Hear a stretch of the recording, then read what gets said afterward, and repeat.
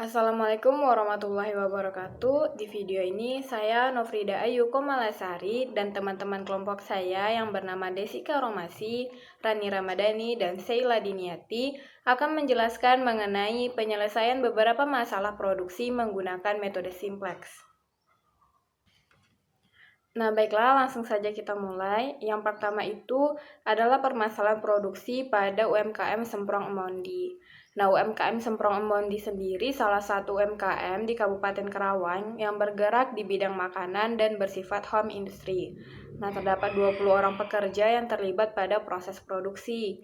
Semprong Emondi memproduksi kue semprong dalam kemasan kecil dengan harga Rp35.000, kemasan sedang dengan harga Rp50.000, dan kemasan besar dengan harga Rp100.000.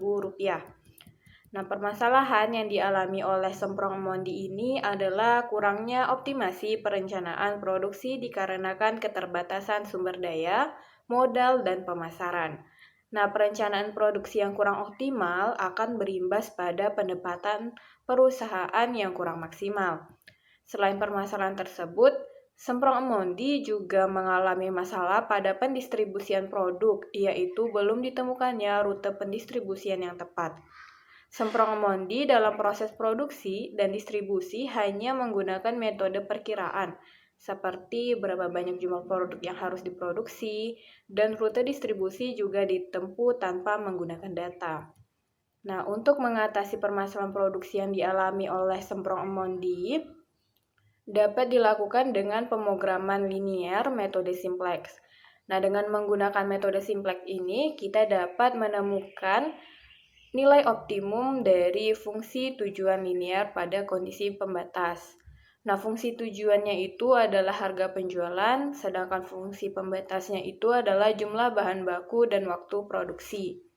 Nah, untuk langkah-langkah penyelesaian metode simplex itu ada 6 tahapan. Yang pertama, fungsi tujuan kita ubah menjadi fungsi persamaan nol atau persamaan implisit. Lalu fungsi pembatas atau kendala kita ubah ke dalam bentuk persamaan dengan menambahkan select variabel. Nah, yang kedua, pembatasan tabel atau proses iterasi memuat variabel Z. Nah, variabel Z ini tadi adalah variabel tujuan. Nah, lalu variabel tambahan pada kolom dasar. Setiap koefisien variabel Z dan koefisien variabel tambahan dimasukkan ke dalam tabel sesuai model persamaan yang disusun. Nah, yang ketiga itu adalah penentuan kolom pivot atau kolom kunci. Nah, kolom pivot ini tergantung pada bentuk tujuan. Nah, bentuk tujuan pada kasus ini adalah optimasi maksimal. Maka kolom pivot yang dipilih adalah kolom dengan koefisien negatif terbesar. Nah, lalu selanjutnya penentuan baris pivot atau baris kunci. Nah, penentuan baris kunci ini didasarkan pada suatu baris yang memiliki nilai terkecil pada rasio antara elemen kolom B dengan kolom pivot. Nah, lalu selanjutnya itu adalah mengubah elemen pada baris pivot. Nah, pengubahan pada baris pivot ini dilakukan dengan menerapkan operasi hitung metode Gauss-Jordan 1. Nah, yang terakhir adalah mengubah elemen baris yang lain. Nah, pengubahan elemen pada baris yang lain ini berbeda dengan pengubahan elemen pada baris pivot tadi. Nah, metode yang digunakan pada pengubahan elemen baris lain ini adalah metode Gauss-Jordan 2. Nah, sekarang kita melihat pada tabel ketiga yang berisi data harga jual, kebutuhan atau bahan pembuatan produk, dan juga waktu produksi. Nah, seperti yang tadi sudah dijelaskan bahwa Semprong Emondi memiliki menjual 3 kemasan, yaitu kemasan kecil diasumsikan dengan X1, lalu kemasan sedang diasumsikan dengan X2, dan kemasan besar diasumsikan dengan X3. Nah, untuk harganya, kemasan kecil itu tadi sudah dijelaskan dijual dengan harga Rp35.000. Nah, kemasan kecil membutuhkan 3 kg tepung dan 3 kg telur dan 5 kg tepung dengan waktu produksi 3 jam. Nah, sedangkan pada kemasan sedang itu dijual dengan harga 50.000, membutuhkan 2 kg telur dan 4 kg tepung dengan waktu produksi 2 jam. Nah, lalu pada kemasan yang besar ini dijual dengan harga Rp100.000, membutuhkan 2,5 kg telur dan 4 kg tepung dan waktu produksinya itu sama juga 2 jam. Nah, untuk persediaan maksimum telur itu sebanyak 45 gram, persediaan maksimum tepung itu ada 75 gram, dan jam kerja maksimum itu adalah 42 jam. Nah, dari tabel ini, kita dapat membuat notasi ke dalam bentuk matematika. Yang pertama itu ada fungsi tujuan keuntungan. Itu kita bisa lihat Z itu adalah fungsi tujuannya, lalu 35X1, lalu ada 50X2, 35X1 ditambah 50X2 dan 100X3. Nah, 35X1 ini tadi 35.000 ya harga dari kemasan yang kecil, lalu 50X2 itu harga dari kemasan sedang yaitu 50.000 dan 100X3 itu harga dari kemasan besar yaitu 100.000. Nah, lalu ada kendala atau pembatas. Nah, di sini kita lihat ada 5X1 ditambah 3X2 ditambah 4X3. Nah, 5X1 ini maksudnya adalah 5 kg tepung, lalu 3X2 ini adalah 3 kg tepung, dan 4X3 ini adalah 4 kg tepung. Nah, maksimum tepung yang dimiliki oleh home industry Semprong Mondi itu adalah 75 kg. Nah, selanjutnya itu ada 3X1 ditambah 2X2, lalu ditambah 2,5X3 kurang dari sama dengan 45. Nah, 3X1 ini adalah 3 kg telur, lalu 2X2 ini 2 kg telur, dan 2,5X3 ini adalah 2,5 kg telur dengan bahan maksimum yang dipunya oleh home industry Semprong Mondi itu adalah 45 kg telur. Nah, lalu ada 3X1 ditambah 2X2 ditambah 2X3 kurang dari sama dengan 42. Ini maksudnya adalah untuk yang 3 jam pada produksi kemasan kecil, lalu ada 2 jam pada produksi kemasan sedang, dan 2 jam juga pada produksi kemasan besar. Nah, waktu maksimum kerjanya itu ada 42 jam. Nah, lalu kita ubah ke dalam bentuk MPL baku. Itu ada 5X1 ditambah 3X2 ditambah 4X3 ditambah X4 kurang dari sama dengan 75. Lalu ada 3X1 ditambah 2X2 ditambah 2,5X3 ditambah X5 kurang dari sama dengan 45. Lalu ada 3X1 ditambah 2X2 ditambah 2X3 ditambah X6 kurang dari 42. Nah, Z-nya itu adalah Z sama dengan 35X1 ditambah 50X2 ditambah 100X3 ditambah 0X4 ditambah 0X5 dan ditambah 0X6. Nah, baiklah. Selanjutnya, penjelasan yang selanjutnya akan dijelaskan oleh teman saya yang lain. Saya Desika akan melanjutkan presentasi dari Ayu, di mana selanjutnya kita akan menyajikan langkah 0 sebelum dilakukannya operasi hitung. Nah, terkait dari pengoperasian hitung, kita akan memasukkan sebuah angka ke dalam tabel. Nah, tabel langkah 0-nya itu kita akan cari X3 dan X5, di mana kita akan mencari tentang variabel masuk dan variabel keluarnya. Jadi di sana akan tertera basis X1 sampai ke B, dan untuk X4 hingga hasil ke C. Di mana perhitungan iterasi yang pertama terkait hitungan variabel masuk hingga variabel keluar. Lanjut, untuk iterasi yang pertama, kita akan sajikan sebuah tabel yang menghasilkan perhitungan dari hasil iterasi yang pertama. Nah, terkait dari hasil tabel yang iterasi pertama, itu akan tertera X1 0, X2 0, X3 itu 18, maka hasil akhirnya itu 35 dikali 0 ditambah 50 dikali 0 ditambah 100 dikali 18, hasil akhirnya 1800. Selanjutnya, pengolahan metode simplex menggunakan software Lingo. Nah, penyelesaian metode simplex dapat dilakukan dengan cara perhitungan manual dan cara perhitungan menggunakan software.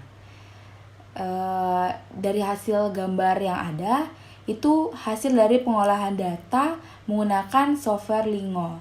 Jadi hasil perhitungannya itu menggunakan software Lingo, yaitu jumlah iterasi penyelesaian ada satu iterasi di mana nilai X1 dan X2-nya itu 0.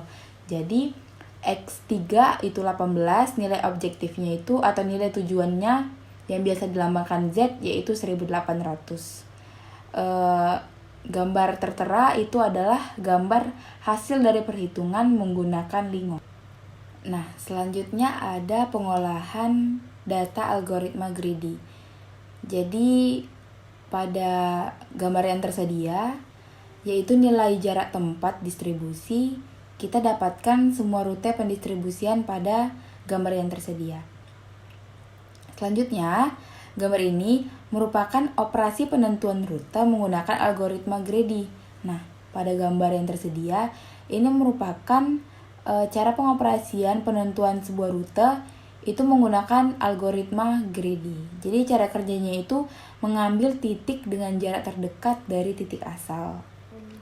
Selanjutnya kita akan masuk ke dalam pembahasan, di mana pembahasan yang pertama kita akan membahas tentang pengolahan metode simplex. Nah, pada hasil akhir setiap tabel yang tersedia itu merupakan hasil dari operasi hitung, di mana tabel iterasi 1 itu tabel yang udah optimal dan menemukan sebuah solusi.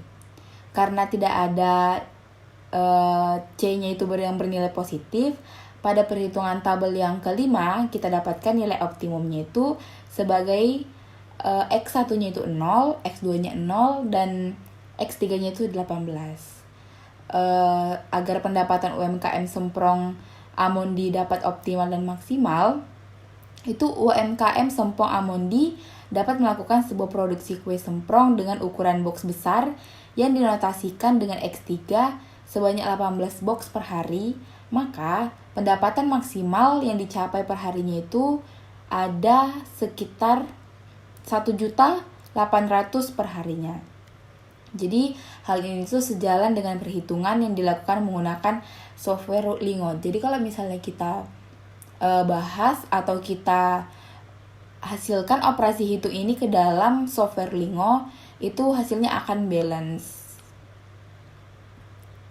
Untuk penampakan atau penampilan hasil yang sama dengan perhitungan manual, yaitu jumlah iterasinya itu adalah 1 dan nilai X1-nya itu 0, X2-nya 0, dan X3-nya itu 18. Jadi nilai objektif atau tujuannya dihasilkan itu adalah 1.800 dalam satuan ribu rupiah. Perhitungan manual dan perhitungan software Lingo memiliki kesamaan nilai. Jadi hal ini dapat membuktikan bahwa perhitungan yang dilakukan itu sudah tepat atau balance. Nah, untuk pembahasan dalam pengolahan algoritma greedy, itu rute awalnya kita distribusikan yang ditempuh oleh UMKM Amondi itu tidak teragenda dan bersifat acak atau random, maka digunakan salah satu rute sebagai perbandingan rute distribusi pada gambar yang tersedia, yaitu yang pertama kita rutukan rumah produksi Amondi, lalu kita ke toko Denpasar, selanjutnya kita ke toko Erik, lalu ke toko Aneka, lalu ke toko Bontot Dela Jaya, selanjutnya ke outlet oleh-oleh Karawang, dan yang terakhir kita ke rumah produksi Amondi seperti gambar yang tersedia di gambar 5.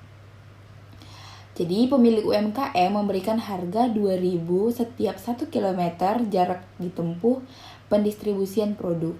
Maka dengan rute pendistribusian yang seperti pada di gambar 5 yang tersedia, jarak yang ditempuh yaitu 12,6 km dengan biaya sebesar 25.200. Jadi penyajian jumlah biaya distribusi yang harus dikeluarkan jika menempuh rute pada rute awal distribusi seperti tabel yang tersedia. Jadi, setelah dilakukan penemuan rute distribusi menggunakan algoritma greedy, kita dapatkan rute optimal pada gambar yang keempat, itu panjang rute optimal yang dihasilkan algoritma greedy adalah 10,06 km. Jadi biaya distribusi rute optimal seperti pada gambar yang ke-7. Lalu dari tabel yang ke-7, seperti gambar yang tersedia, diketahui jumlah biaya yang dikeluarkan oleh UMKM Amundi jika melalui rute optimal adalah senilai Rp20.120.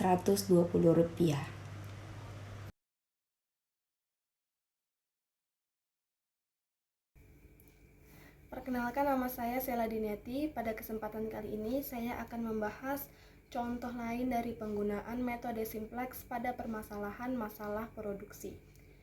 Pada artikel yang saya pilih kali ini, yakni berjudul Memaksimalkan Keuntungan dengan Pendekatan Metode Simplex, Studi Kasus pada Pabrik Sandal X di Ciputat, Tangerang Selatan. Nah, adapun permasalahan yang ditemui pada artikel yang saya pilih ini, yaitu kinerja nyata yang dihadapi oleh sebagian besar usaha, terutama UKM di Indonesia. Yang paling menonjol ialah rendahnya produktivitas, rendahnya nilai tambah, dan juga rendahnya nilai kualitas produk.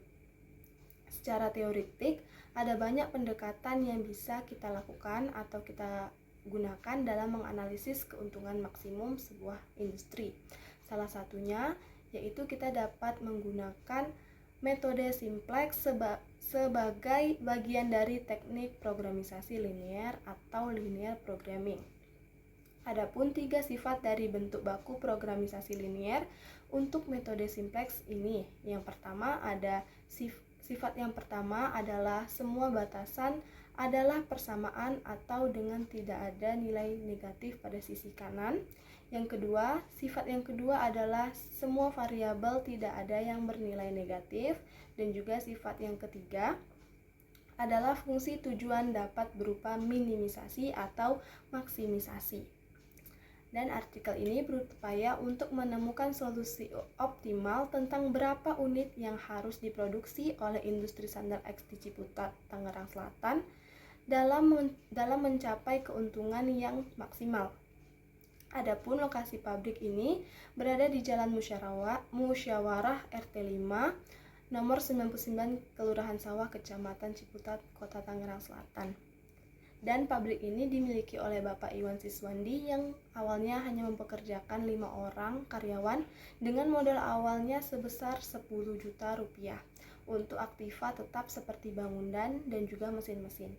Awal produksi dimulai pada tahun 2004, sandal dipasok ke distro dan pemesanan dari pelanggan, contohnya seperti pemesanan dari Bali ataupun dan dari Lombok.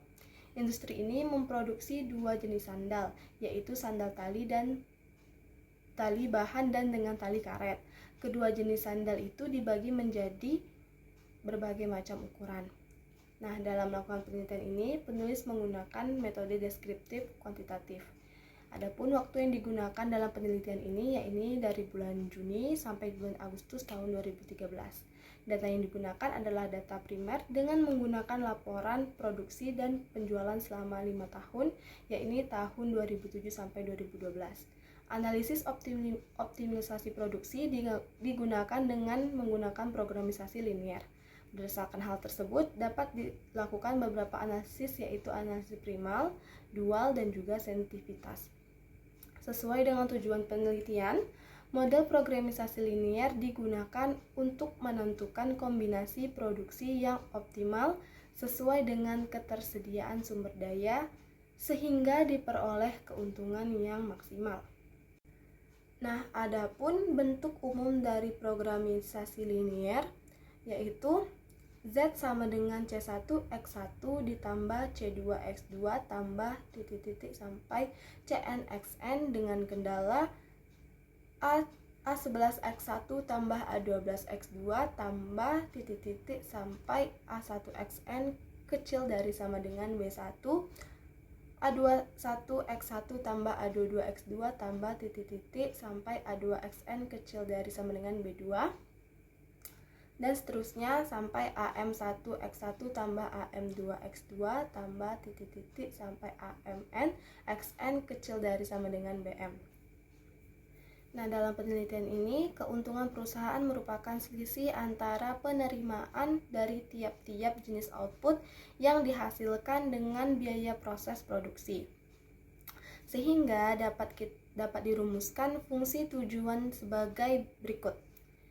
Maksimumkan Z sama dengan AX1 tambah BX2, di mana Z sama dengan keuntungan yang ingin dimaksimumkan, A sama dengan keuntungan persatuan produk sandal X, X1 sama dengan tingkat produksi sandal X, B sama dengan keuntungan persatuan produk sandal Y, X2 sama dengan tingkat produksi sandal Y.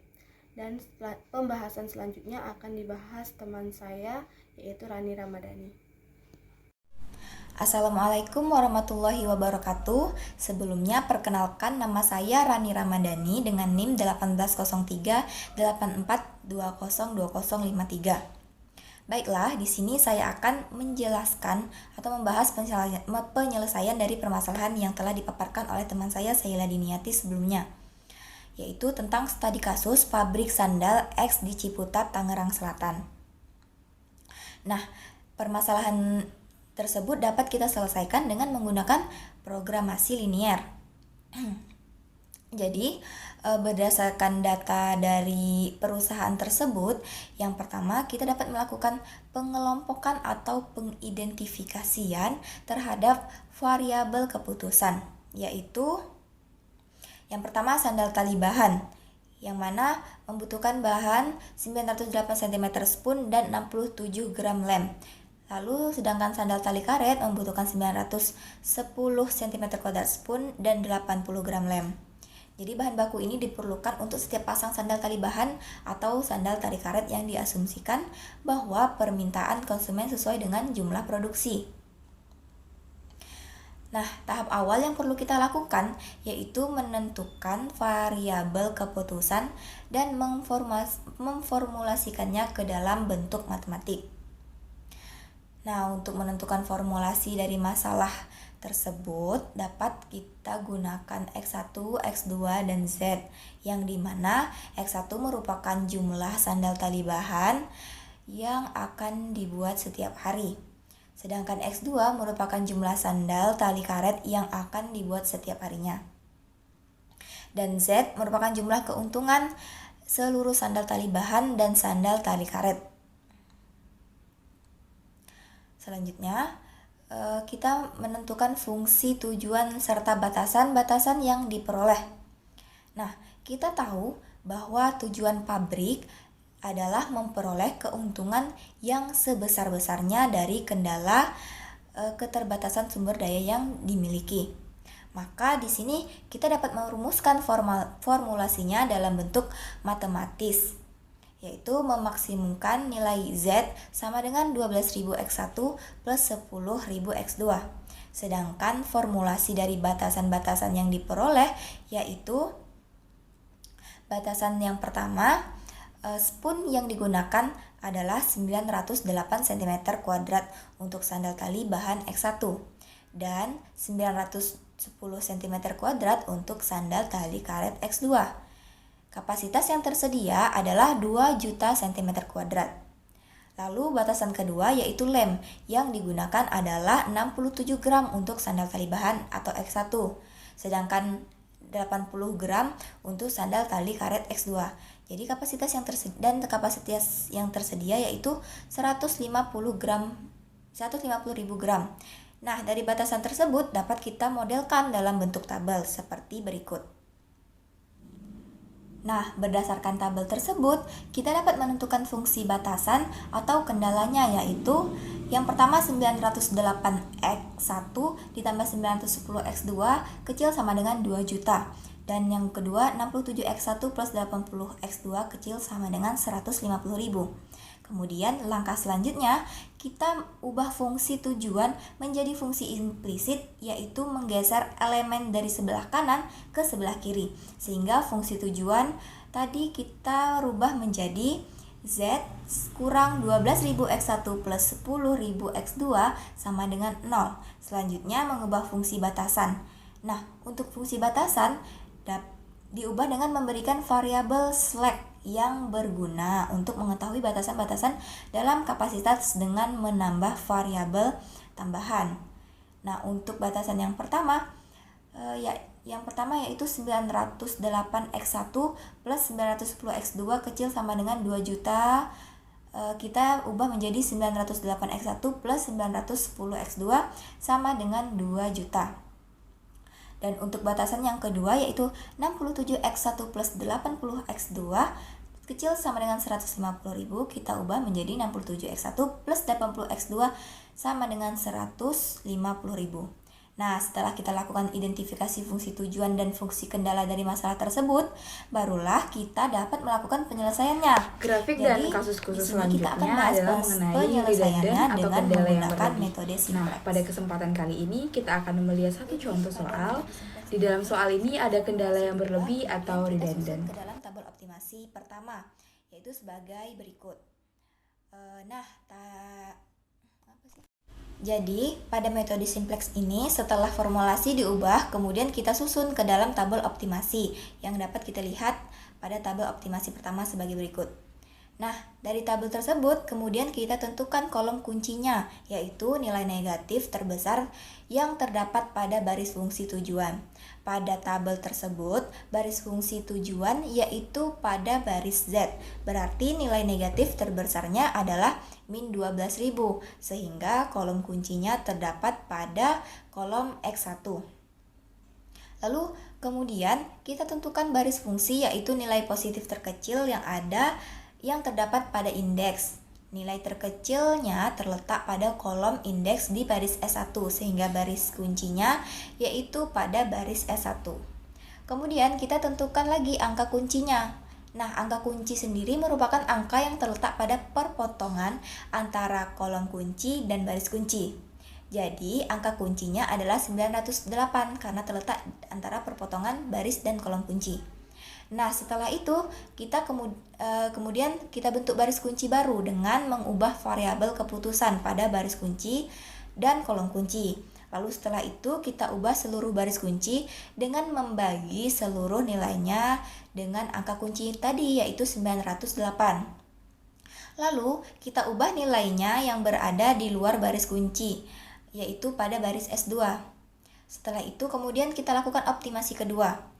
Tabel optimasi kedua dapat kita lihat sebagai berikut. Nah, dan juga pastikan agar seluruh nilai pada baris fungsi tujuan tidak terdapat nilai negatif. Jika masih terdapat nilai negatif, maka iterasi dilanjutkan hingga tercapai hasil yang optimal.